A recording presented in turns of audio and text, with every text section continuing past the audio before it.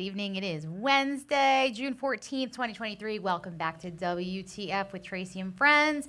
We have Allie McBride, Jen Anson, and our special guest tonight, the one, the only, Geri Petito, the Jersey Jewel, author and host of The Geri Petito Show.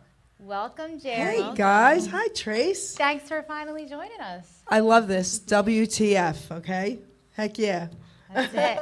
And I mean, you know, you're largely in part responsible for this whole thing.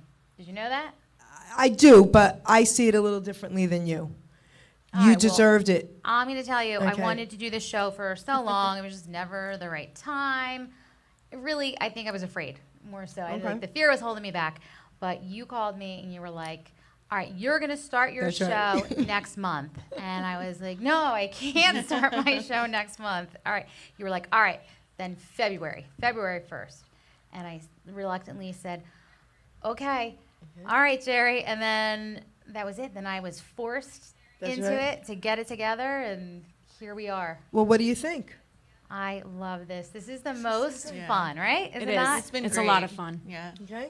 It's so much fun. So thank you. Well, first of all, thank you for everything you've done for Hamilton Radio. So you deserved having this spot. And, I mean, look at you. You glow. You're adorable, right? Look at her Thank smile and her you. personality. She needs to be on air. Thank Right, you. ladies? Absolutely. Definitely. They do too. I mean, No, they're yes, absolutely. and you know, like we talked about that. I'm going to rework the whole show and add them to it because it's not just my show. It's but their no, show, it says with Tracy and friends. but they're the friends and Yeah. they deserve recognition too. Yes, because absolutely. I'm nothing without them. So Like, listen. I couldn't do this by myself. So what's your names again? Allison. And Jen. So, what the F, Allie and Jen? and Pat, we got to add And Pat, Pat, too. too. Love it. Pat's at a dinner too. Love it. But thank you. So you're a big part of why we're even sitting here. Okay, thank you for that, but you deserved it. Thank you. It's been so much fun. I love this. This is my passion. See? This show, doing this, and just having a good time. It with shows. Yeah. It shows. Yeah, we like it. We enjoy it. So good. So I'm so glad though that you are able to come on tonight. I'm honored. Thank you. Want to know all about Geri Petito. So let's start with. Well, let's start from the beginning. Take us back, Geri. Take us back to what beginning, though? Like, Okay, take us back to you host the Geri Petito Show. How did that come about? How did you start with Hamilton all right. Radio? So, my book. So, all right. What happened was this. You know, I'm a Christian, and I'm saying that first and foremost because I believe God saved my life, okay? If it wasn't for God, I would not be here, trust me. And I was actually woken up in the middle of the night, my mouth to God's ears, guys, like this. I felt on my shoulder, I opened my eyes, and I heard, write your book. So I laughed. I'm a poet. I had some poems published years ago, so I laughed, and I said, okay, you want me to write my book? Okay. So my dad was alive back then. He had Alzheimer's, and me and my brother would take care of him, and we had someone that came to the house that lived there, but we were all on the same street, so we were with him every day. But I'm also a nutritional health coach, and I fast every year for a month. I do juice fasts, okay? And I said to my brother and my daughter, okay, I'm off the grid for this coming month. I'm going to fast. And I did, but I didn't tell them I was writing a book. So I hand wrote it because that's what I do, okay? I'm 62, guys. I don't do the computer thing like that. I hand wrote my book. And 3 weeks later, it was done. So that's where God comes in because it's now on audio. Ruben did audio for me, and we had to hear it 100 times. And every time I heard it, I would say to Ruben, how did I write that? God had to write that. I was going to say you wrote a book in That's 3 right. weeks. And I know it was crazy. God. That's Was it this one extraordinary. or It's this another? book. Okay. And I said, it was God. That's It was God. extraordinary. So anyway, I call my brother, and I'm like, all right, listen, I'm ready for Dad in a week, but I wrote a book. You wrote a book. Okay, he goes. Nothing surprises my family. So I had to get a friend whose uncle is gone, but he was an author, and he had his own company, and right? So she came to my house. She spent a weekend getting my book prepped on the computer so we could send it now to companies, because back in the day when I sent poems, I just wrote the poem and mailed it. Okay, things are very different. So she got it all ready. Snail mail. Yeah, and she said, all right, Jer, now listen, because based on my uncle, I know a lot about this.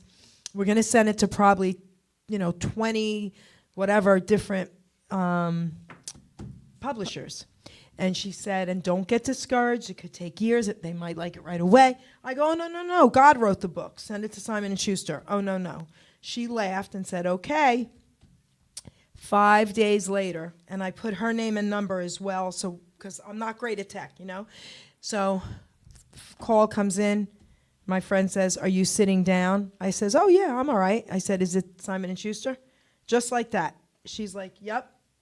So the woman said to me, Geri, we love your book, and we're publishing it. Wow. It was done that quick. Wow.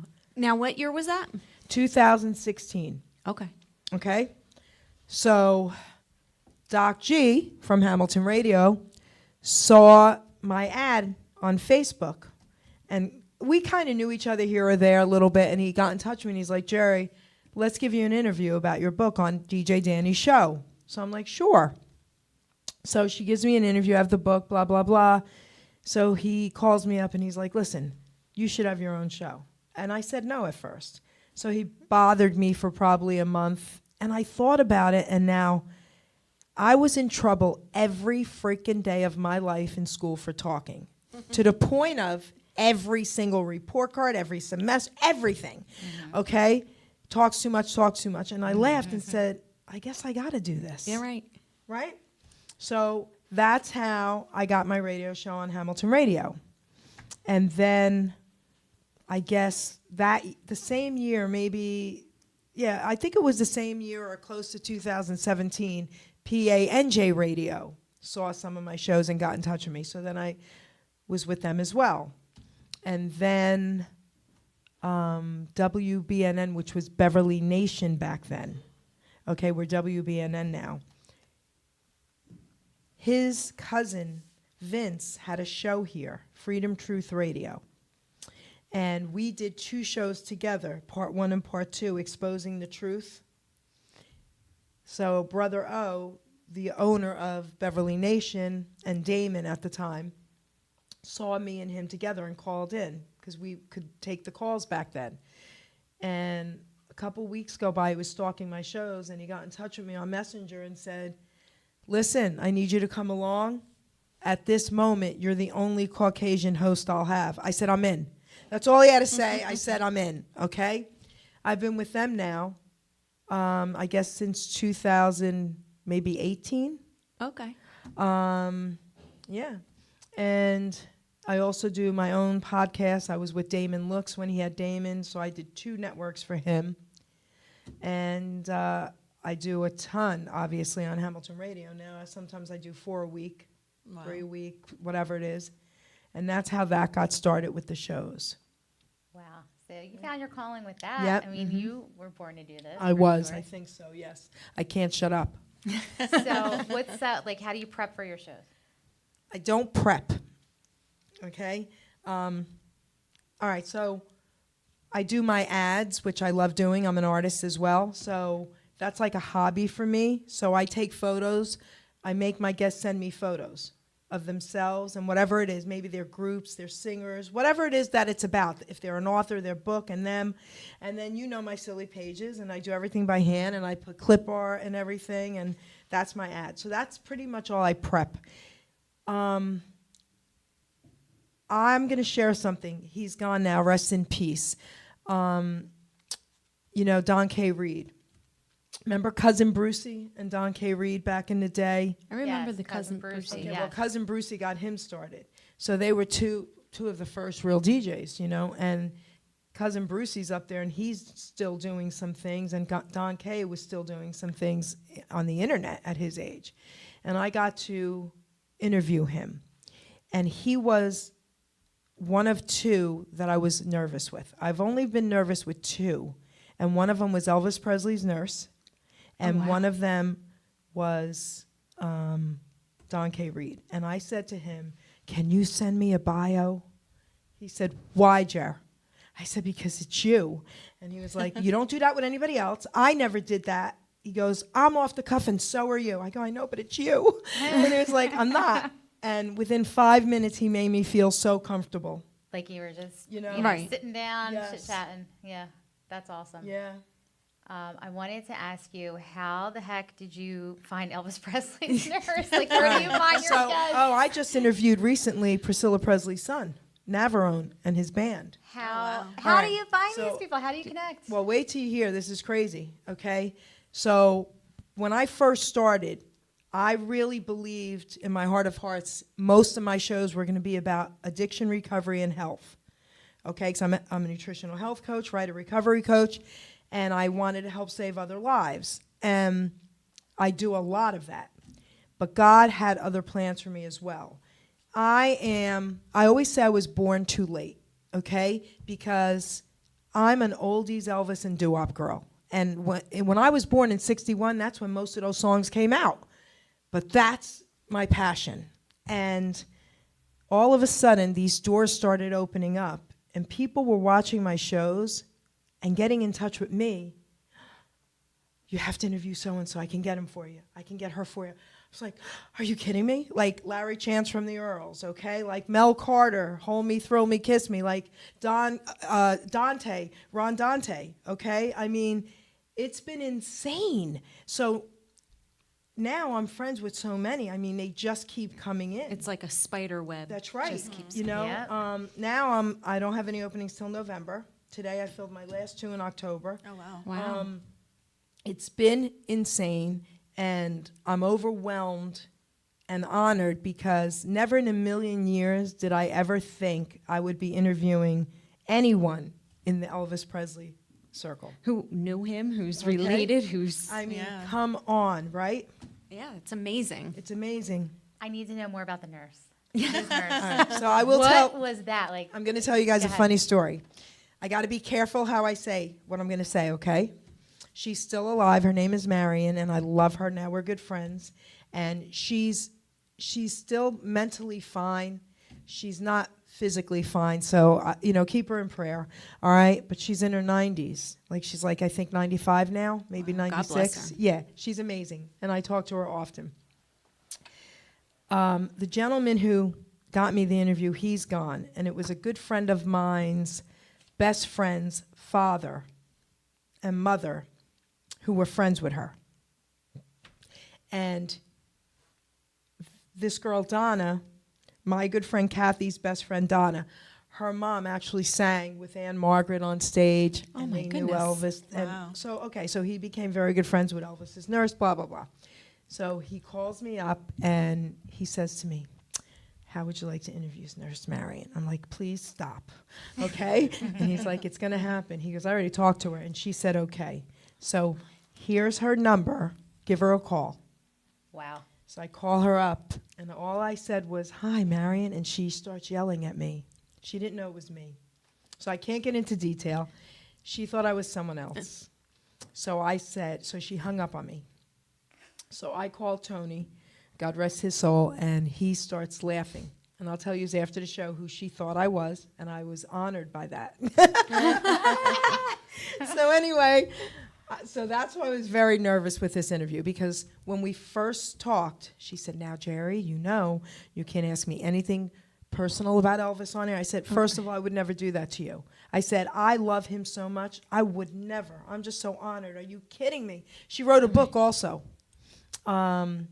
I think she was in her late 80s, maybe 90 when it came out, and she sent me a copy all about the relationship she had with him.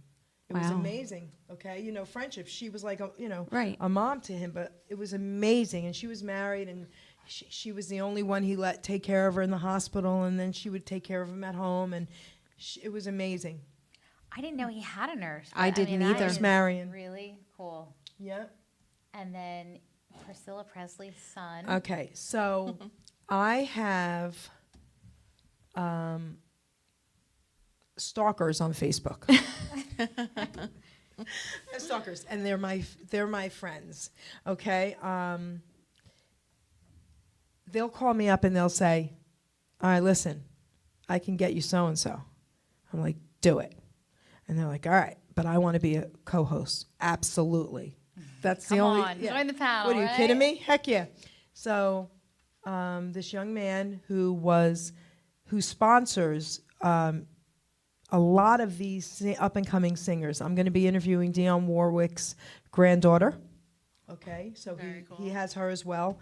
So he got me him, and he was on with us, and we were on Zoom, and his other band member, and it was pretty cool. And Priscilla, I was supposed to meet Priscilla, but then COVID hit. And so I got a hello from her and everything, and so she okayed the interview with me and her son, because it almost didn't happen. Wow. And she said, okay.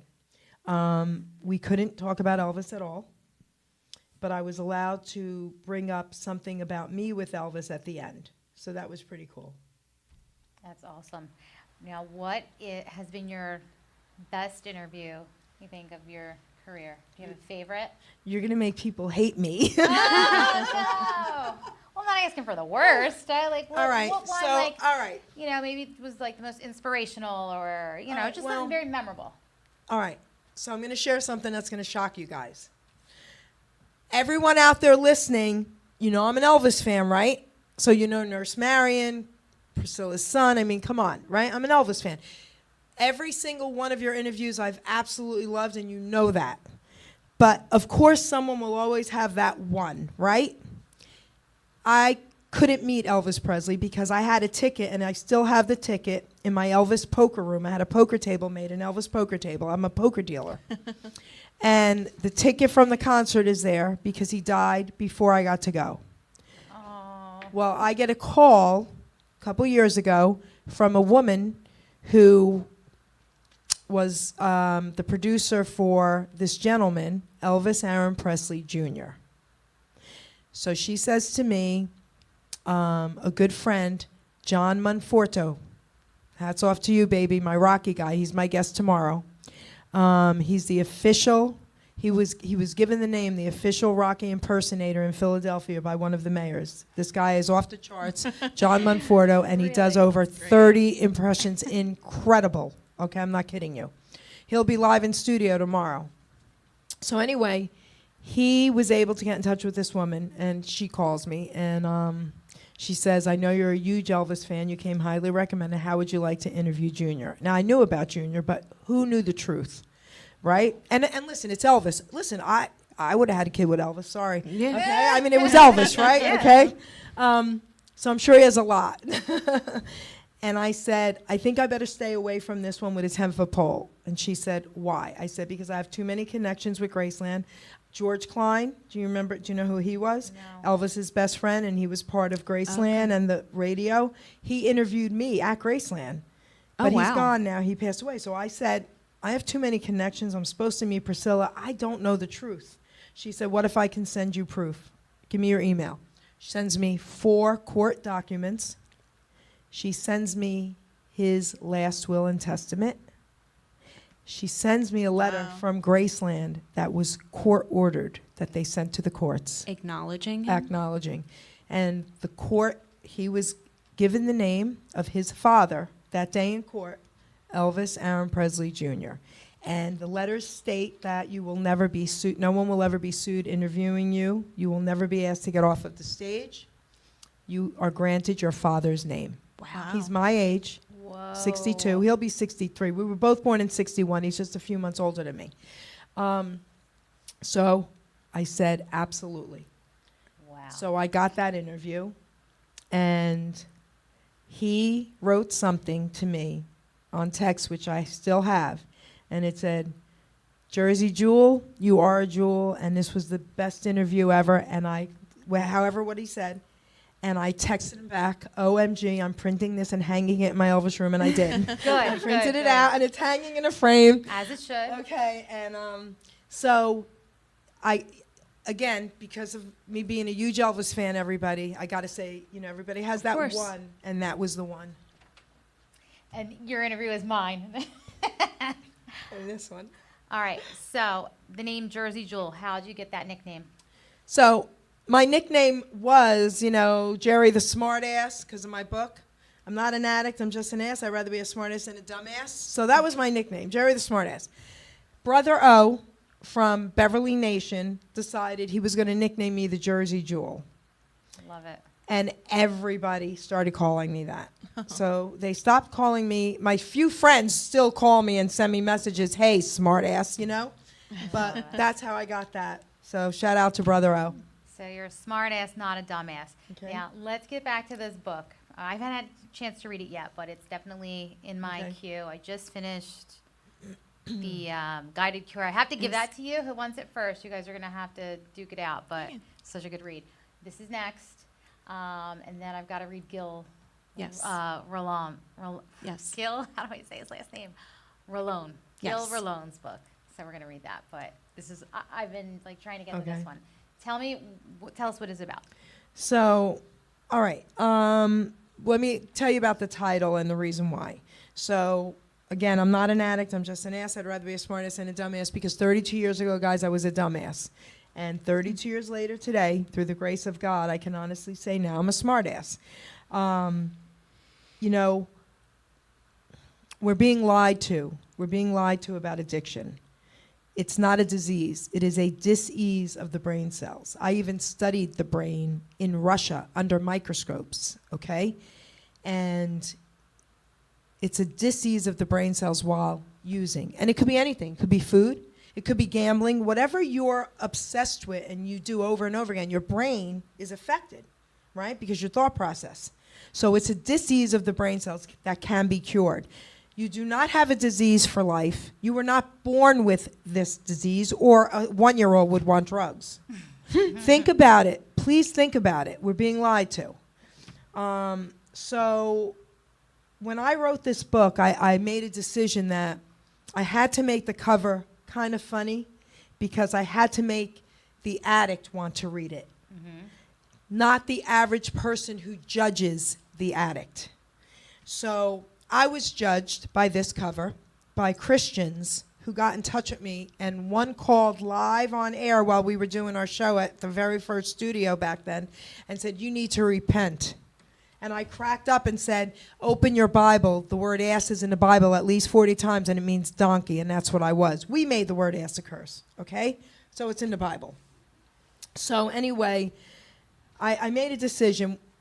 If I was going to do this, it had to make the addict laugh at themselves and say, I am being an ass, and how do I fix this?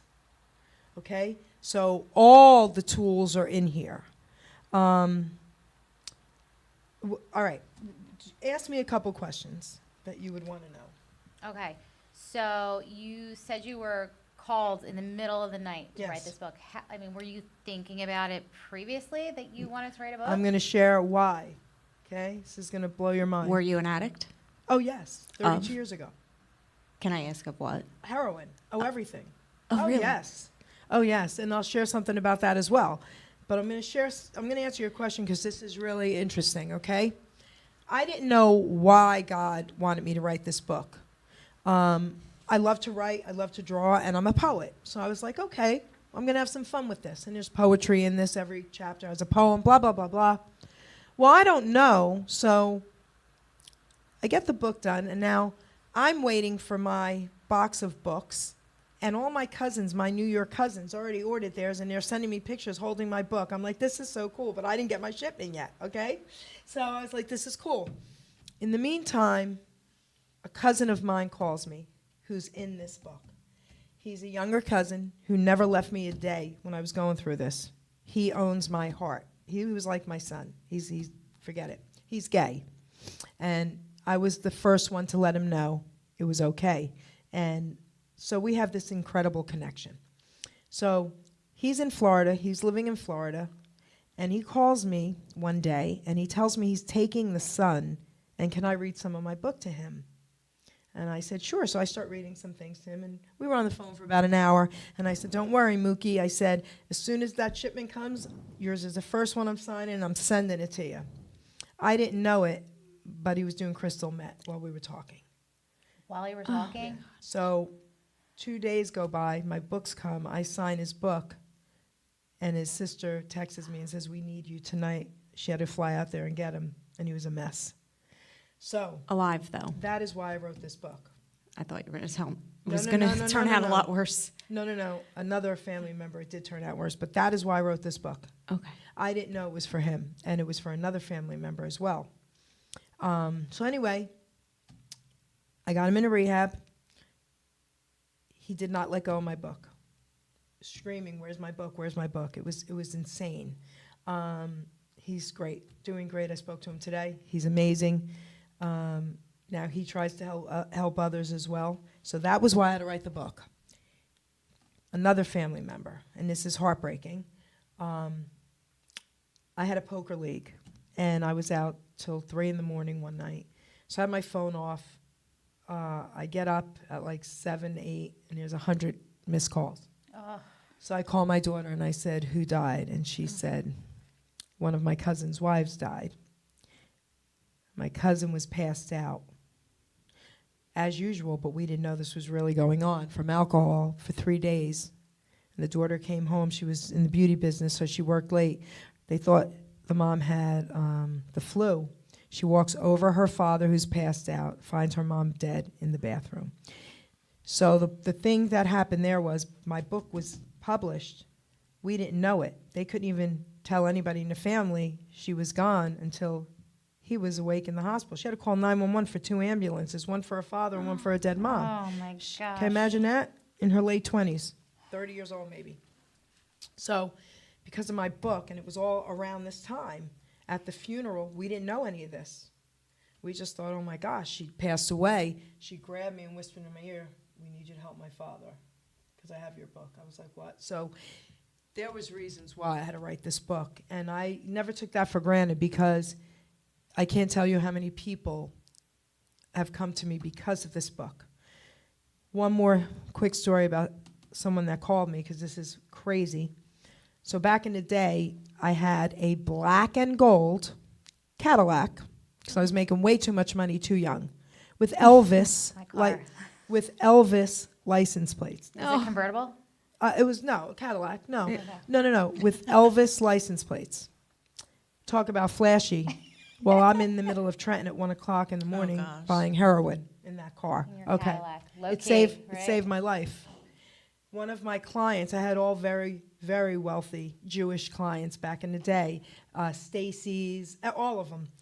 And one of them was, I'm not going to say her name, she was the boss of all the judges in the municipality and a municipal court judge. There was an unmarked police car following us, me and my friend, and my drug dealer didn't have the dope, so he had to get in the back of my car, and he recognized my Elvis license plates, the cop, and knew who I was. He followed us, he went and got his dope, got back in my car, he called the judge. She said, "Tell her to get him out of her car, get the drugs out, and go for help." That was it. That was it. Threw everybody out, thanked him, threw the drugs out, and I put myself in Princeton House. All that went through my mind was, I come from a really good family. I had a child, she was young, and I said, and now the judge knows. I was devastated. And I made a decision at that moment that I was going to change everything. Wow. So I get a message on Facebook a few years ago from this guy. And he says, "Ma'am," I love that when they call you ma'am, right? Mm-hmm. "I see your book on Messenger. Can you tell me what your book is about?" "Sure." So I tell him. He says, "I'm in a sober living place. I've been here for a year. I'm going to be here for a while." I said, "Give me the address. I'll send you my book." Sent him the book. Long story short, now I tell him we have to see each other. He was scared to see me, and I'm 5'3". He's like 6'2", and he's the drug addict in a sober living. You know what I mean? I said, "What am I going to do to you?" He's like, "Okay, okay."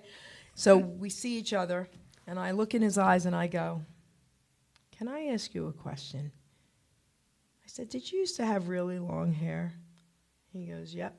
I said, "Did you ever come to Jerry's Final Touch?" He goes, "Yeah, Jerry and Charisse." I said, "I'm the Jerry." He was my drug dealer.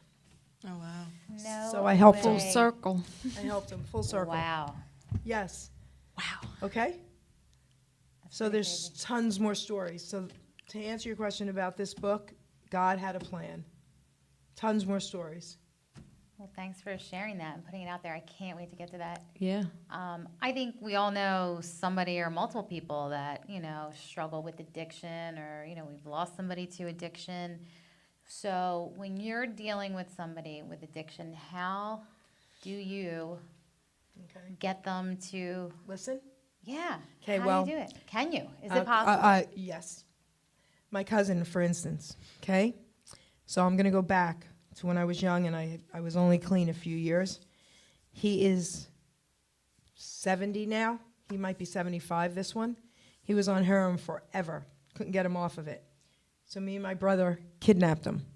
We went to New York, brought him and his wife to my house in Robbinsville, and I locked him in my basement. I told him, "Shut up or I'll kill you." And he Oh said, my gosh. he said, "Okay, okay." And I was about, back then, 110 pounds and 5'3", okay? So I wasn't messing with him. Listen, I don't care, okay? I'm a tough New Yorker. So he's this big guy, and I was like, I don't care. And he's like, okay, okay. So we locked him in my basement. He hasn't touched heroin since. He was in my basement for 3 weeks. 3 weeks. Okay? Wow. Yes. Was he locked down there Oh, the we whole time? we locked him down there. Oh, yeah, my brother gave him a can. My brother slipped the food under. Oh, yes. And he didn't try to get out? Oh, he wouldn't dare, because my brother would kill him too. Okay? Now, my cousin, the alcoholic, whose wife passed away. At the funeral, she said, "Can you help my father?" I said, "Yeah." So a week goes by, and he worked for a liquor company. Imagine that. So he had to go to Vegas for this huge meeting, okay, for this liquor company. And she calls me crying. They can't find her father. He left the hotels. So they had to get cops involved. He goes down to a huge meeting in his underwear holding 2 bottles of liquor. That's how bad it was. Oh, man. So they fired him on the spot, blah, blah, blah. So she tells me the morning he's going to be home. I drive there, North Jersey. And again, he's huge. And he's sleeping. And she brings me up to the bedroom. I'm waking him up. Hey, hey, hey. He looks at me and goes, "Hey, cuz." And I go, "Yeah, come on, get up, get up. Can I just sleep another hour?" "Sure, go back to sleep." I unplug his phone, I go pee, I come back. I go, "Hey, come on, it's been an hour," okay? He goes, "That was quick." I go, "I know, come on, get up." I go, "Now listen, here's how it's gonna go. We're gonna go for a ride." He goes, "We are?" I go, "Yeah, so you're gonna grab that suitcase, because you can't go into rehab unless you have a suitcase, okay?" Really? So I said, "I don't care what's in there." And they were all his liquor T-shirts. I go, "I don't really care. His dirty clothes, we didn't care." Oh, because it was from when he was in Yeah. Vegas. Yeah, I didn't care. I wasn't waiting to pack and unpack and no. Let's go. He goes, "You want me to carry that down?" I go, "Yep." Okay. I go, "Now." So he carries it down, puts it in my car. "You want me in the car, don't you?" I go, "Yep." And he goes, I said, "Or I will beat the crap out of you, right?" "Okay, I'll get in the car." Okay? So the reason I'm telling you these 2 silly stories is everybody's being taught something wrong here. And I'm going to share this with you. It's vital, okay? You're being told that addiction is a disease that you are powerless over. Okay? Hold that thought. You're being taught by the groups out there, and I never tell anyone not to go to meetings. I don't, because if that's your only support system, please go. But just know, don't buy into the crap, okay? So on one hand, these support meetings are telling you you have a disease for life and you're powerless over it. Then on the other hand, they're telling the family members that your loved one who has a disease for life that they're powerless over has to hit rock bottom. And if it means throwing them out, do it. Really? So if your loved one truly had a disease and they were powerless over it, would you throw them out? So I say yes, throw them out, but that's because they don't have a disease they're powerless over. They have choices. Okay? You know what? I'm going to read a different poem in here. Is that all right? Absolutely. I'm going to read a poem now because it's called Change Your Choice, and you'll get where I'm going. All right? Okay. I think it's important. That's what we should do. All right. So passage from the book. Yes. And then you'll understand. Because everyone has a choice. And if these meetings and these groups could say to you, don't do anything until they choose to get better, they know they have a choice, but they want to keep you an addict, okay? Change your choice. I had a life-changing moment that I knew had to be. The only way to change things was to first start with me. So I looked in the mirror and woke up one day and thought to myself I needed to pray. So I asked God to change me, to help me stay strong, to clean up my mess, to right what's been wrong. I cleaned up my diet, I cleaned up my room, I cleaned up old habits with this old dirty broom, me. I kept going forward and never looked back. I refused to derail, stayed on the right track. I realized my worth and all that did matter through my selfish behavior, the lives I had shattered. I finally decided at 30 years old to stop abusing my body, my mind, heart, and soul. My life-changing choice that I had once made, going on 32 years now, guys, my debt has been paid. So you read all my thoughts on how to stay clean. It's all or nothing, my friend. There's no in between. To live or to die is a choice you must make. Your life is not worthless and you're not a mistake. One day at a time is a slogan you've heard. It works if you work it while applying his word. For you to get healthy, for your mind not to fail, escaping reality will keep you in jail. With addictive behavior, sex, drugs, food, or money, now substituting addictions, isn't that funny? I'm not an addict, this too shall pass. I'm not an addict, I'm just an ass. So, you know, they tell you you need a higher power, okay? And if people don't believe in God, they'll say that chair is their higher power. That's fine. You need a higher power. I choose Doesn't matter God. what it is. Because here's the thing. If we had to rely on ourselves, we'd be dead. The addict, right? If we had to rely on ourselves, we need somebody. Listen, I don't think that chair is going to help you. I think it has to be God. But we need a higher power because we need to know somebody out there is looking down on us and helping us. And that's the truth. So I want to share a couple things that made me revise my book in 2020. I didn't know something, and I thought it was major that it had to be in this book.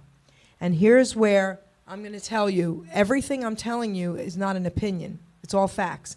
I've traveled all over the world, through Lenox Hill Hospital back in the day, on health tours, been in laboratories in Russia, in China, had machine guns pointed at me, guys. So what I'm telling you is a fact. And I'm going to share something with you that I learned back then, and then what I learned today. Back then, they just brought McDonald's to Asia that month. And the Americans were like, we got to check out this Asian McDonald's, right? My cousin gets a soda and spits it out and says, something's wrong with this. Well, the tour guide laughed. I tasted it. I was like, I don't even drink soda, but this is disgusting. If Coca-Cola, Pepsi-Cola, McDonald's, Starbucks, and I've been in the Starbucks in Australia, I've watched McDonald's in Australia crack open organic eggs, okay? So if these companies want to go to these other countries who pretty much pay for the people's health care, so they want to keep their people healthy, okay? They have to change all their formulas. How about that? So Wow. they don't allow all the crap we not only allow but want. Right. Because we pay for our own health insurance, right? So they want to keep us sick. That's how they make their money. So what I didn't know was Bill W., who started AA back in the day, he was suicidal, very depressed, struggled with addiction, right, alcohol, all this stuff. And he approached a doctor friend of his. And if I'm not mistaken, I don't believe the doctor was from this country, but I could be wrong, but that's not important. And he said, I need help. And the doctor said, niacin, the real niacin, not the fake one they have out now that says no sweating. You want the one that makes you sweat, just like a sauna. Saved his life, cured him. He approaches AA and says, we have to give all the addicts and alcoholics niacin, and they said, shut your mouth, we're not, we're keeping them addicts. True story. It's public knowledge. Go check it out. Okay? Niacin. Huh? Niacin. What does it do? It makes you sweat. It makes you sweat a lot. It puts your body in this mode. Saunas, okay? You know how healthy they are, and that's because they're getting out all the crap. The toxins, yeah, Yep. sweating that out. Yep. Wow. I've also heard success with like microdosing of psilocybin. Like With the what? Psilocybin, Oh, okay. like the mushroom. Yes. Microdosing with that. A lot of people say that helps with addiction too. And, you know, I'm not even against marijuana. I don't smoke it, but I'm not against it as long as you grow your own and it's organic, not the crap that they have out there. See, that's the problem. So Right. sugar, let me tell you something. You all know sugar's bad, right? Uh-huh. Do you know how bad it is? Your brain thinks you're taking in drugs. Your brain thinks you are taking in heroin every time you have sugar. It cannot decipher the difference. So that is why 100% of addicts, even recovered addicts, are all addicted to sugar. Really? Yes, 100%. So I stopped, I learned everything. So I went to this rehab, Princeton House, and what's really cool is I wasn't back ever until I had to bring a friend. And I walked in the door with my books, the same place that I went to 32 years ago. It was really cool. So they took photos of me holding my books at Princeton House. So I did everything they said for a month. I got a sponsor, went to meetings every day, and had to stand there saying, "Hi, I'm Geri, I'm an addict, and I'm powerless over my addiction." I wanted to shoot my brains out. And I said, this isn't going to work for me. Because if I want to heal, why am I calling myself an addict? Okay, I'm not doing drugs. And powerless. Yeah, I'm not powerless. So that's when I made a decision to really research everything about the brain, everything about the body. I got tons of certifications in nutrition. I became vegan. I'm a vegan chef. I'm a vegan coach. Everything in my home is organic. Everything that goes in my body is organic. My mattress, all my supplies, cleaning supplies, everything. And for 30 years, I never took, not even an aspirin. Never went to the doctors. Okay? So it's possible, guys. They're being lied to, and that's what's sad. And a lot of it is all the other chemicals and junk we're putting into our bodies every day. I know everybody says, well, organic's expensive. Oh, really? Well, I bet if you added up everything you guys spend money on, okay, your nails, and I had a beauty salon, so I'm okay with that. I'm just saying, right? What But we isn't did. that part of what the problem is? That's part of what the problem is. I mean, look what they serve our kids in school. Okay? Mm-hmm. Okay, I worked with the school systems in Robbinsville in the food department to try to get their meals healthier. They lied to me and said they were interested in doing it, and they never did. Because it's expensive. Okay. They don't want to be bothered with it. But there's more to it than just that. Oh, I'm sure. So I'll tell you really what the stem of it all is. So I had mentioned to you that I did 2 shows with Vince, okay, Freedom Truth Radio. He used to be with Hamilton Radio. And we did part 1 and part 2.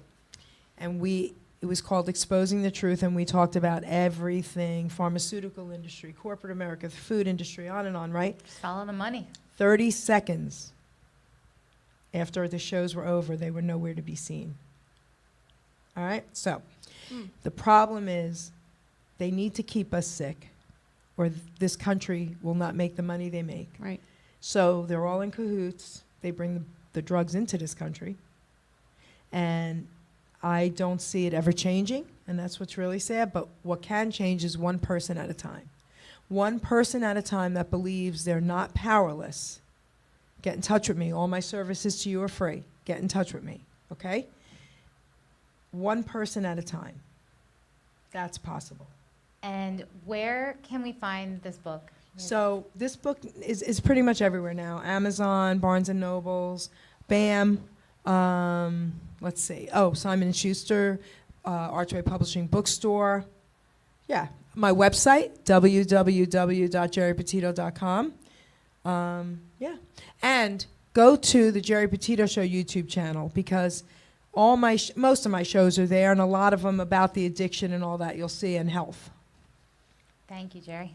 And speaking of YouTube, you're watching it on YouTube right now. Don't forget to like, share, subscribe, comment, follow, all of it. Hit all the buttons, do all the things. Yep. Thank you. All right, so back to this. Now, how did you get involved in drugs? Drugs? Yeah. Okay. So I grew up in Long Island City, New York.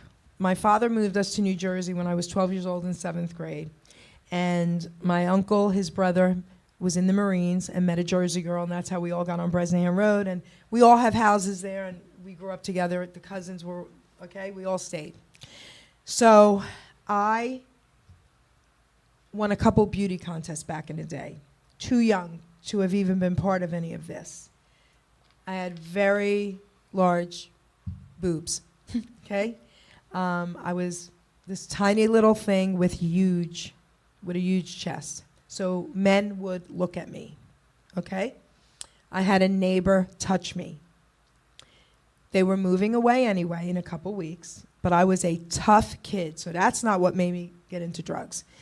So he put his hands down my pants, up my shirt, whispered obscenities, and I said, and I was 14, you have 30 seconds to get your hands off of me and get out, or my father will end up in jail for murder. He will kill you with his bare hands. And he went, "Tah," and walked out. So I knew, and now guys, listen to me, things are very different. Back then, things were very different than they are now. I will tell anyone that's touched, you go right to the police and right to your mother. Do you understand? Okay, back then I knew I could not go to my father. He would have killed him with his Right. bare hands. I didn't tell my brother, but I knew I had to tell someone, so I told my uncle and my aunt. And they said, what do you want me to do? And I was only 14, and I said, just tell him you know. I just want him to know you know. So my uncle told him, you're lucky you're leaving, you know, blah, blah, blah. We're not going to tell my brother or your wife. Just go. They had a little kid and everything. He was only maybe a year and a half old. And I was always at their house because we were, okay. So anyway, couple days before he was moving, he saw me on the road, and he's like, you snitch? And I'm like, yeah, right. And that was that. So for years, I always thought maybe we did the wrong thing. Maybe my father should have known. Maybe his wife should have known. Maybe we should have called the cops. Did I let a child molester go? That's why I mentioned how I looked at too early of an age. He also was in his late 20s, so it's not like he was this 60-year-old man, but to me, I was still a kid. Yeah. Absolutely. So I always questioned, did I let a child molester go? So as I got older and older, I couldn't deal with it. And I started doing drugs. I'm going to tell you how God works. 57 years old, I'm 62 now. My father passed away. My aunt and uncle were having a family party, and I didn't know they were invited. They live in another state. He touched me. When no one was around, touched me, smacked same my man. butt. Same man. Now he's almost 80 at the time. No. So I laughed. I laughed, and I said, you're still a pervert? And he's like, so what? And smacked my butt again and tried to kiss me. I laughed. I didn't even think I should punch him out. He's 80 years old. I didn't care. I thanked God for this gift. I said, God, you just gave me a gift right now. You just let me know I did not let a child molester go, because he wouldn't have been interested in me at 57 years old. Right. So I right. laughed and thought, this is what I needed. Yeah, after all Okay. that time. So About that's that. what happened to me and why I did drugs. Wow. It's a great story, though. We're glad you're here to share that, too, and because I know so many people that could use that book, so I'm going to order a bunch of them. Thank you. Thank you. Everybody has a story, right? They sure do. And you have quite the a few. coolest stories, though. I mean, the things you get into, it's amazing. Because I couldn't, my parents couldn't control me. I was one of those, I was always a good kid. I'm going to say that because I really was. I had a juvenile delinquent card at 10 years old in New York. Do you know what that is, a JD card? No. I'll explain, but I called the police station recently in Long Island City, New York, and said, I wish I had the copy. Can you get me my, and they laughed and said, why'd you get it? And I told them, and I'm going to tell you, and they said, I would be proud of it too, and they're going to try and get me this JD card, all right, with my name on it. We had to go to court, me, my father, and my brother, because I would beat up bullies. My brother was obese most of his life, and he was made fun of every day. And one day, brother and sister, they were the toughest kids in the neighborhood. He's gone. He ended up in jail, and he passed away, the brother, later on as adults. But we were kids, and my brother came home crying because the sister bullied him. So I said, okay, now we went to St. Mary's, so we were in our little uniforms and all that, but my brother always had to hold mommy's hand as they were walking, and he was a year and a half older than me. So as we're walking, I'm pretending I'm skipping and jumping, and I'm going to run, I'm going to go ahead of you, but I had this plan. And I said, all right, God, I'm going to die today, but I don't care, I'm going to get one punch in. That's what I said. So at the time, I had to be maybe 5th grade. I was a kid, right? So I run around, run to the corner, and I climb up on the little railing. She had one step, and I'm holding on to the awning. She comes out, and I punch her right in the face. Oh my goodness. She gets on top of me, kills me, rips my uniform. I'm bleeding. My mother comes screaming. She runs off. I'm like, I don't care. And I got one shot in. I don't care. This is what I want to say to everybody, okay? bullies are being bullied. And I found out later on, I got to speak to this woman recently through Facebook. We called each other. She said, please apologize to your brother, and told me the story. So they were being bullied at home. And, you know, everybody thinks, how could that kid be so bad? And, you know, 100% of bullies are being bullied, being abused. So schools that pick on the bully, they need to go to the bully's home. I wish there was something we could do where we could go into their homes and really help the bully as well. Right, and see why they're That's the way right. they are. Yeah, it goes deeper. That's right. Wow, so that's how you got your JD card, Yep. huh? So I'm hoping I could get it So you back. had to go to court for that? Oh, yes, and I was little, and my dad's standing there, and the judge was cross-eyed. Me and my brother still laugh about this story. And my father's got this Italian accent, and the judge is talking to my father, but he's looking over there. Oh, my God. And my father's not answering him. Oh, And the goodness. judge says, Mr. Petito, why aren't you answering me? And my father goes, Yana, I don't know you talking to me. Are you looking over there? Oh, Me and my brother today, we still laugh about that. That's you know those hysterical. moments you'll never forget, even Yes. as a kid? That was one of them. Yeah, Yes. that's That's amazing. funny. Great. So was your brother picked on less after that? So, well, was he picked on less after that? Not by her anymore, anyway. Probably not by her. Yeah, I mean, I guess he was picked on less because I used to hit They everyone. knew you would. Yeah.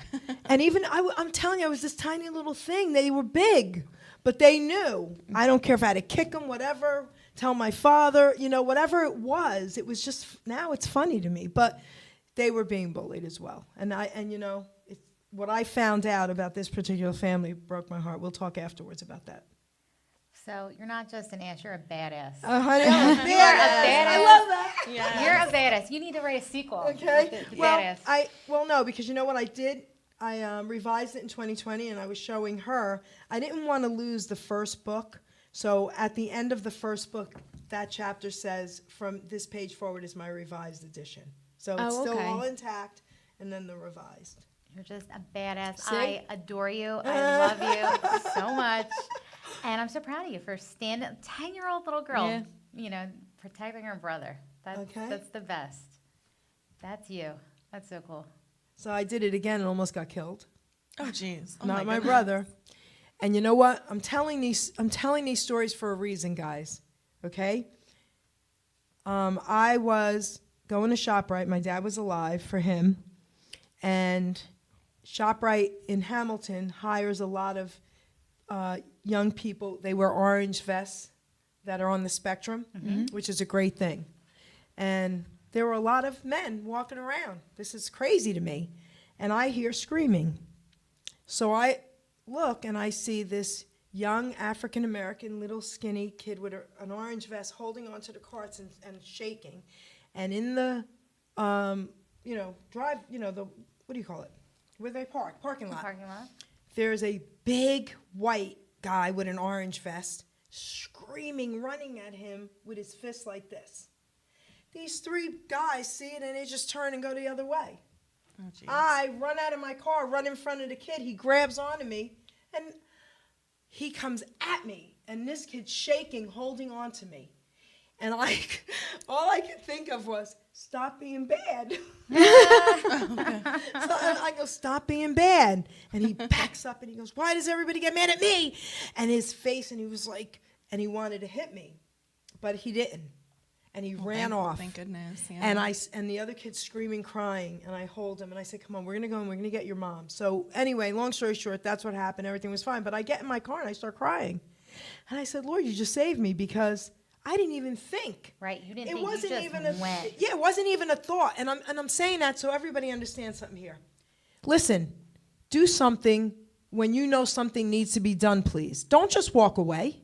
Because do you know how many people listen, all right, I'm not going to get the way I could get. I'm going to just say this nicely. There are so many times where I believe we all see or hear something out in a supermarket or out in a parking lot or in a mall or whatever, and we kind of just walk away, and don't do that. Don't do that. Walk over to the person. See if they're okay. Please. Because if it was you, maybe your child, your family member, someone you care about, you would want someone to interfere and say, are you okay? Right? It's funny because I always think that, like, if encounter a situation like that, I always think, like, well, what if that was my family member? Okay. So sometimes I've, stepped in, and Yep.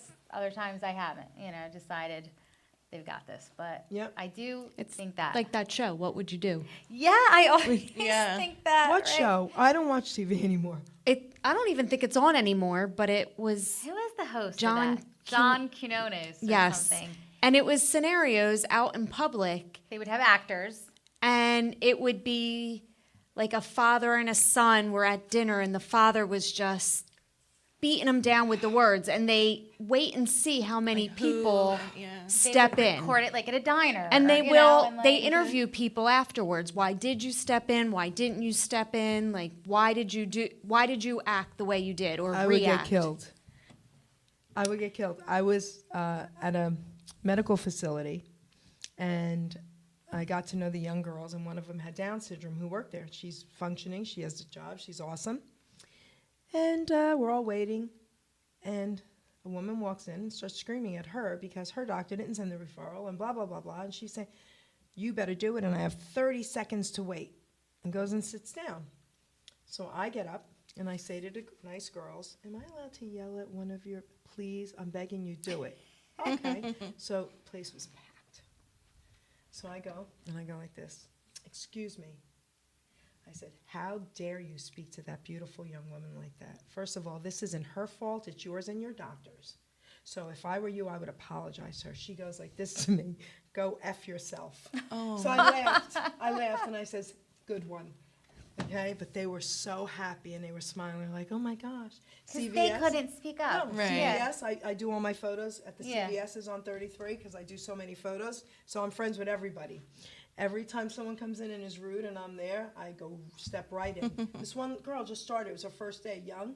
She was almost crying. I said, you don't have to cry over this. And I said, I'm a manager here. I lied, but I didn't care. That is amazing. I'm the manager. Reason 875. I love you. I mean, Okay. you're the best. care. I don't care. I'm the manager. It's just natural from Yeah. being from New York, maybe. I don't know. Yeah, just, you don't like to see people mistreated. No. There's nothing wrong with that. That's great. It's a beautiful thing. And that Yeah. makes you, that's what's Oh, special you're so about funny. you. Love you to pieces, Jerry. Speaking of asses, we have a segment on our show, Am I the Asshole? Do you know about this? I don't know anything You don't know about this. So we always do Am I the Asshole segment where we have a story and we want everybody to weigh in. And, you tell us who the asshole is in this scenario. This is so today. funny that my book has the word ass in Yeah. it. I didn't even know this. All right, go ahead. We call it AITA, Am I the Asshole? So, Allie, you have an Am I the Asshole story today. Yeah, so I had an appointment scheduled for Monday evening, and it was going to involve walking. You made more than a block to the appointment, and it was right when we were supposed to get hit with that thunderstorm on Monday. So I didn't want to get stuck. I didn't want me or this other person to get stuck. Rain wouldn't bother me, but you can't walk with an umbrella in a thunderstorm, whatever. So I called it. I was very nice. I was like, I'll still meet you if you want me to. That's fine. But I think we're going to get stuck in this rainstorm, and I know we're going to have to park and walk. Totally fine about it. But I was struggling with it. I called Tracy, and I was struggling. I was like, am I an asshole for trying to reschedule this appointment because of the rain? Is she an asshole for rescheduling a professional No, I appointment think I would because of the appreciate rain? that. Yeah. Yeah. As a curly hair girl, Well, I didn't want to get stuck in the rain. I didn't want the rain. them to My get hair stuck is in going the to be rain. out to here. It's going to be a disaster. Yeah, and knowing that we were going to have to walk, it wasn't like maybe we would have to walk. No, we were going to have to walk. You're taking your Absolutely. life in your hands with the umbrella. I in a know, thunderstorm. and that's all I kept thinking about. I was like, well, I would be scared to even use an umbrella because it's lightning and thundering out. Did they get upset with you, or did they? No, they were very nice about it. rescheduled for today. I understand your anxiety over rescheduling Well, appointments, especially because, though. like, for a professional appointment, someone who's potentially a client, I didn't want that to reflect badly on me or my abilities or the circumstance of the appointment either. But then we rescheduled. They were like, it's fine. We can do it for, Wednesday. But then he never showed up today. So he's the asshole. So who's the asshole? He is. Yep, he's the asshole, not you. No, but I did struggle. I called Tracy. I'm like, is this like the wrong thing to do? I was worried that it was going to reflect badly on No. myself. Not at all. So you're not the asshole. Well, now he is after today. Totally. Right? Yeah. I think we need a jingle for the Am I the Asshole segment. Oh, we need we a little should. jingle Yeah. to Ruben, play it in. we Can we need get a jingle? Oh, he's on it. On it. Well, listen, we're just about out of time. you guys? Don't you talk? We usually do like One. one scenario and then Oh, everyone okay. weighs in. Gotcha. But what about what happened like, update with from your... last week. So I said, first of all, I have to stop taking this material from my actual life. Every week I have an Am I the Asshole scenario. And like people are going to think I'm a monster. Like I just have so many situations where I'm like, am I the asshole? So I had to break up with my contractor because he's the best contractor. He does all kinds of jobs for me. And I've talked him up to everybody I know. So now he's working for everybody else I know, and I can't get him when I need him. I've got like a job half done. Like I can't have this. So I really had to break up with him. It was really funny. We got a good laugh. He totally understood. And he's like, why does it sound like you're breaking up with me? Oh, that's funny. So we laughed. It was funny. And I did stress about it because we are friends. But at the end Well, I'm of the glad day, he was understanding. yeah, at the end of the day, though, I need somebody that can get Why there when didn't I he need there. turn it around and say, no, I'm going to finish everything I started for you. You come first. Well, because initially there was a part that was needed, and it was like on back order, so he, did other things, and like I get that too. You have to finish, the other things. So there was just a whole kind of things like that kept happening. We have some comments for tonight. Oh, we do. We Oh, what do. are the comments? So Kim Moore is ordering your book. Thank you, It sounds good. Carrie says hi. Hi, Care. Jamie, wow. Jason has a story about his son and Noah. Okay. Did he elaborate? What does that mean? Yeah, I don't understand it, so there, you can read it. All right, let's Do you see. need my glasses too? Clean them up. for you. No, my favorite story about Logan and Noah is when an older kid picked on one of them and they all confronted him and beat him up. Oh, no. The only call I got from the principal, and I took pleasure in that. Yes, I remember. I think it was in the snow, too. Was it in the Oh. snow? Noah, my son, was so proud. Like, he came home and he was like, I got a fight today. Like, he was just so proud of himself. He was like, but I wasn't picking a fight. Like, I was, defending my friend. I can't remember what the circumstance was, but we, That's funny, yeah. then we nicknamed him, his muscles, like Pal and Bam. That's great. Like, I love he's that. such a quiet kind of kid. It was, like, really, like, unbelievable that he got in a fight. We couldn't believe it. Yeah, and he beat the hell out of this kid. And we've told all my kids, don't ever start a fight, but don't ever walk away from one. That's right. Because Exactly. once you turn your back to one, you're going to be a target. For everybody. That's right. That back will have a target on it. That's crazy. I'm upset we're out of time tonight. We have so much more to get to, but we'll have to. We'll see you next week. Is that our jingle? Asshole jingle. I like it. That's it. That's it. Thanks, Ruben. That's great. I know, play where is that it? I thought he every was week. sending us That's out. Awesome. I did too. I was. I Like, know, all like, right, let he's like cutting us off. me quick wrap it up. You can go an extra 10 minutes. I give you permission. We can do whatever we want. right. All right. So, what do we want to talk about? What's on Those are your up. note cards over there? Just an update on my garden because I'm Yes. so excited Update over your it. garden. Are we So, pulling Cole my- out of school yet? What? Are we pulling No, Cole no, out of no. school? We don't have to pull him out of school to harvest vegetables yet. But I have a notoriously brown thumb. I will kill any plant in, a matter of days. Well, I think I've turned it around. Now I have this beautiful pothos plant you gave me. It's growing out of control. Love it. Like I don't even know what to do with it. You gave me the Monstera. That's thriving. I have a little African violet that I haven't killed, so I'm getting really good. Oh, with and plants. African violets are hard. Well, all right. It hasn't been blooming, but it's growing all these green leaves. That's So fine. I know it Still needs more alive. light. So I put it outside, but it was in the direct sunlight for Oh no. 6 hours, and some of the leaves are brown. But that's all right. She's not dead. I can save her. I'll just I know what to do now. Okay. So she's gonna be fine. But my little vegetable garden, I'm so proud of it. And I want to take pictures every week because she's growing now. That's Are so your cool. plants Yeah, thriving now? Definitely. I was a little worried when I first planted them because they were, seedlings. I didn't sprout them. I bought them, but they weren't really doing anything. And I go out there every day, water them. I talk to them. I tell them they're the best little vegetable garden in the love whole that. world. I love it. I sit out there, I read.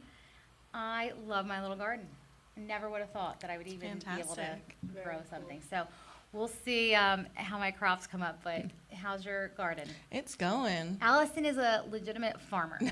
Yes, she is. She's a farmer. No, I just like doing the vegetable garden, so it's going really well. I got to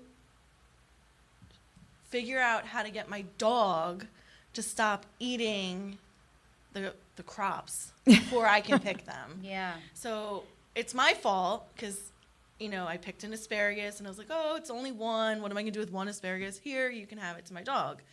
Well, then he saw that whole thing happen. Sure. And now he'll go and He thinks he it's- bites the tips off of all the asparagus, Oh. which is the best part of the asparagus. Right, absolutely. So I'm like, so finally yesterday was able to collect over the course of a week 10 asparagus successfully and cooked them last night. And they were How were they? delicious. Good? Delicious. Absolutely delicious. They take how long? 3 years to So- actually grow? Yeah, when you get the bulbs, you have to let them grow and fern for 3 years, Before you 2 to can 3 harvest years them. before you can harvest them, because it has to you have to get the roots good I had and no idea. yeah. So I'm on my 4th or 3rd year. I have a question though. Yeah. Once that happens, then do they keep growing fast? Yeah. Oh, okay. yeah. So I got it. So it now. just takes 3 years. I'm thinking you meant it was 3 years No, to get to that. no, I'm like, no. wait, what? Just to get the roots established. Otherwise, you'll get Alright. very thin and Okay. ferny asparagus. So now the asparagus I'm getting are maybe Stalks. yeah, or a nickel in diameter. They're big chunky guys that pop up. And I don't know if you guys have ever seen asparagus grow. They literally just pop up one right out of the ground.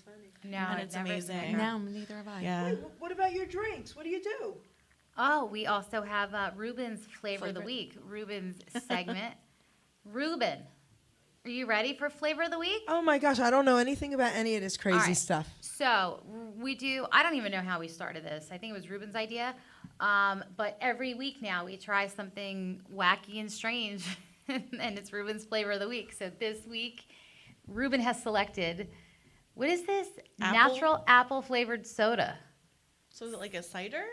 So natural, is it, I don't think I'm Or is allergic it- to apples. Can I drink this? Oh, I so- wouldn't, Are Tracy. you allergic to If you're apples? allergic to apples, you can't drink that.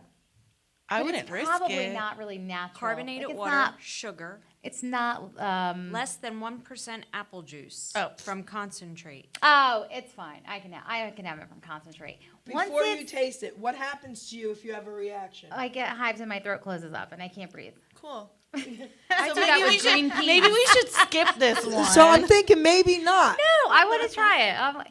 They say you outgrow your allergies, Oh, right? At some point. Is tonight the night that you want to try to find out? I have Benadryl in the car, but I don't have an EpiPen on me. So maybe we should skip this one. I'm getting a little nervous. Oh, all right, you guys do it. But Soda no, I from mean, Mexico. it's like if it was fresh pressed apple cider, I couldn't drink it. But anything that's pasteurized or processed I, like that, I really can. think this is highly processed, Yeah, I think so.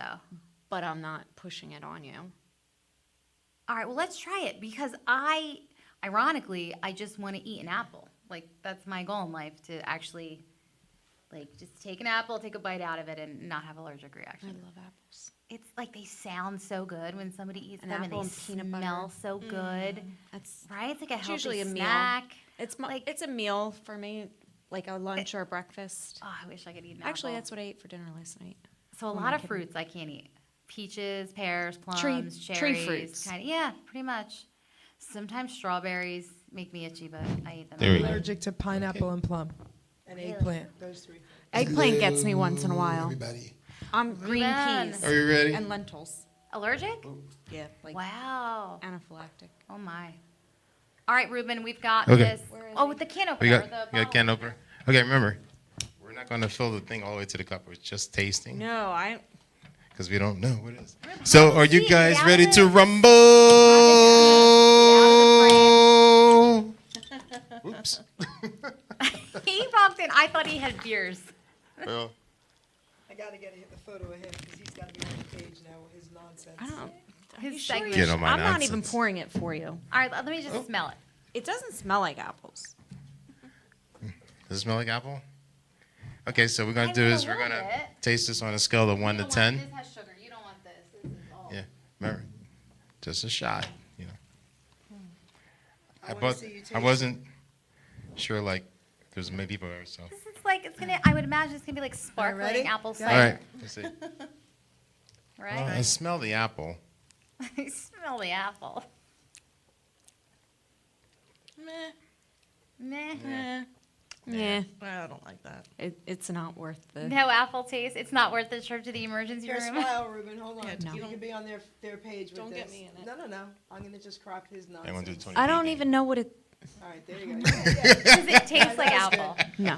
No, Yeah. I would. I don't- I was imagining it would taste like It- Martinelli's No. sparkling cider. Yeah, that's what I was thinking about myself. But I don't think it has as much flavor. No, it doesn't have. Yeah, I mean, flavor. You can smell it, but it's It not just there. tastes like sugar water. Yeah, Yeah, no. fizzy Nope. sugar water. Really? Hard pass Yeah. on that one for me. I give it a 1. What do you give it? 1. Can I give it less than one? Yeah. Yeah, you can go Well, negative. Yeah, Give it a zero. minus one. Minus Zero. one. -1. Don't die. So the question. So that was a quick survey. So the total average on this is 0. 0. There you have it. 0 for the what is it called? What's the brand? It's called Citro Monday. And you have like 3 more Citron of them Monday. to drink later. Oh no! And you know what? I have a weird taste in my mouth I wasn't now. sure. Oh, you got a weird taste. Yeah, that Yeah. wasn't good. Nah. What's in the Bring cup? it back. What's Yeah, I am. What's in the cup? I got it Oh, from seltzer. Wegmans. That's where I Ginger got it flavored from. seltzer. That was good. You got me hooked on that ginger flavored seltzer. Ginger Good flavor stuff. seltzer. Yeah. Okay, well, that's the flavor of the week. All that was right, a quick well, one, that's though. a bust. Thank you. Yeah, that was a for bust. that.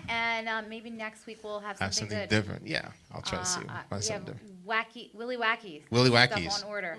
Oh, you got the Oh, Willy Wacky? really? Willy Wacky Willy on Wackies. order. This guy has his company. He has like foods and drinks from all over, all different countries. Let me grab that. And like I got a mystery box. Oh, that's cool. So we don't know Thank what you. we're gonna get from Willy Wackies, but I guess that'll be fun. That's cool. That'll be fun. All right.